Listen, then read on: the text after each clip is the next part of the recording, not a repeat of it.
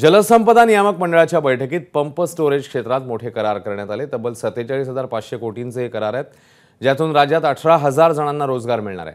जलसंपदा विभाग आणि SJVN limited, Megha engineering, JSW new energy यांच्यात सामंजस्य करार झाले। अपारंपरिक ऊर्जा क्षेत्रात मोठ्या प्रमाणात वीज निर्मितीसाठी राज्य सरकारने आता पुढाकार घेतलाय। तर हे कोणते करार करण्यात आलेत आपण ते बघूया।